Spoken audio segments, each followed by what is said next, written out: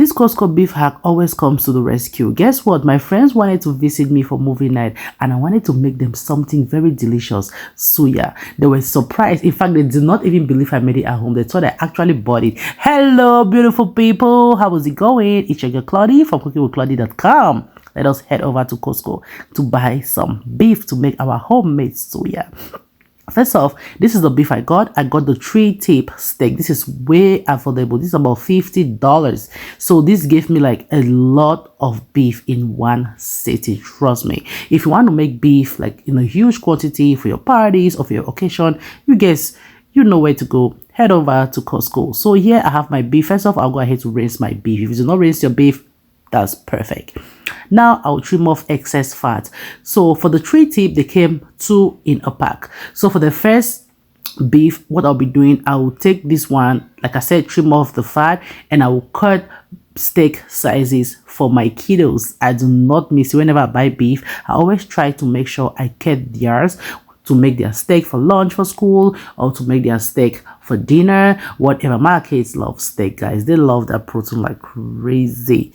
Now I'll just go ahead to cut that into steak sizes. Let me tell you the truth, guys. Sometimes when you go to the store, you see a steak for about $15, like for 0.5 pounds or even $25. So what I usually do is I just go to Costco, take like a huge beef cut and come and cut them into chunks like this. I'll be doing a detailed video how I stock up for my steaks for dinner. Okay, it is the best thing ever. I hardly go inside the store and buy just like these pieces of steak for $25. No, I go to Costco, pick a big cut for about $100, and it can give me about 20 slices of steak. Yes, trust me on that. That is the best thing I ever did for my home.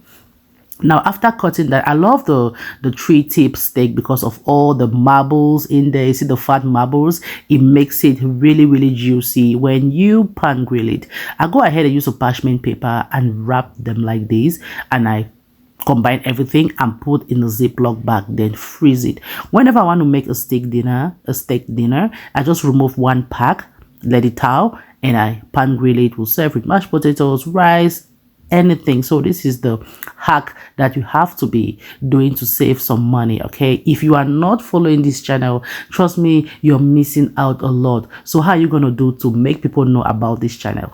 Go ahead, hit the subscribe button, hit the notification bell, and do not forget to share my videos. Okay, keep sharing and sharing. I appreciate all the love and the support. Now let's make our beef suya. As usual, take off any excess fat. If you like your own fat, you can leave it on. Like I always tell you guys, these recipes are just a guide. Okay,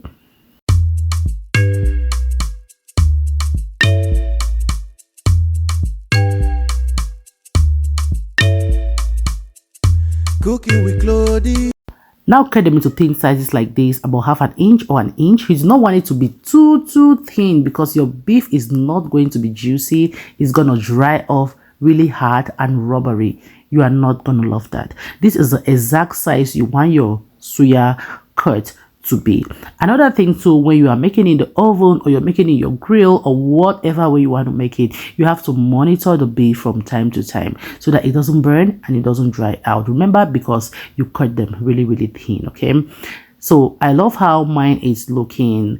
So guys, if you want to get like the detailed recipe how I make my suya spice or more of my suya recipes, you can head on to cookingwithclaudie.com. Now transfer the beef into a bowl, and the next thing we're going to do is to make our seasoning. But before that, I want to show you detailedly how your cut is supposed to be. You see how that is looking? About an inch or half an inch. Look at that. This is how yours is supposed to be. Let us mix our dry seasoning. First off, in the bowl, we want to add in some black pepper. I added some smoked paprika for smoky flavor. Seasoned salt, regular salt is also perfect to use. I have in some chicken bouillon. You can use beef bouillon. This is going to make it to taste. If you have Maggi cubes, you can go ahead and use it. The next to follow, some country onion. This is ground country onion, or you can call it rondelle. Add in some white pepper and our ground suya spice.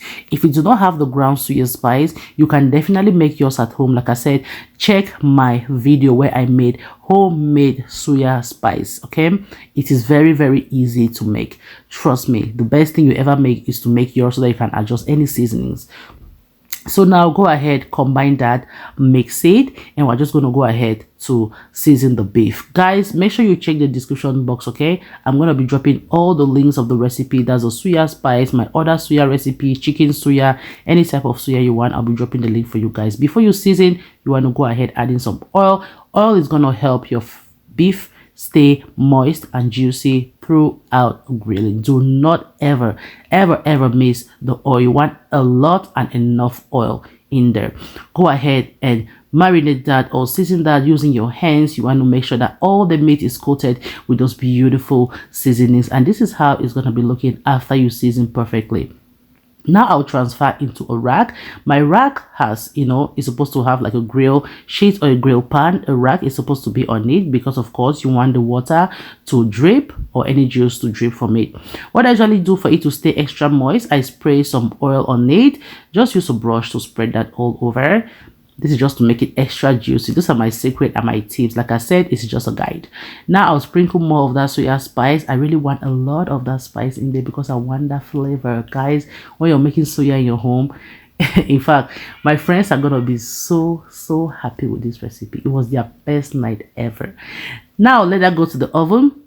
I put that in the oven about 400 degrees Fahrenheit. I started checking from 5 minutes to 10 minutes. Remember, our beef is really thin, okay? Also, I flip the sides halfway through cooking time. When I flip the sides, I let it cook for 2 more minutes. I do not flip the sides. I let it cook it for a longer time again. Because like I said, you do not want it to dry out. You see how juicy that is looking? Very perfect. I love it. The flavor is still there. It is perfectly cooked. Oh my God, guys. You just have to try this recipe. I will write a detailed recipe for you guys in the description box, and you can always adjust it according to the amount of beef you have, okay? So good. This point, just start chewing gum, because by the time you taste one, you just keep going on and on and on and you're not gonna have anything left. So what is soya if it's not served soya with some onions? This is the best thing. Also, another way you want to enjoy your soya while grilling, you can just peel some plantains, ripe plantains or half ripe plantains in the oven as well. Then you grill and slice to serve with the soya. I also added in like more of the Suya Spice and the hot pepper in there. Remember, Suya Spice is already spicy, so you have to take note of that before you're adding any hot pepper or cayenne pepper. I added more oil inside because it's going to stay at room temperature for a while. I don't want it to dry off while at room temperature because it tends to dry off really fast, okay, when it's cooling down. So the extra oil I added right now is just to keep it moist when my friends come over.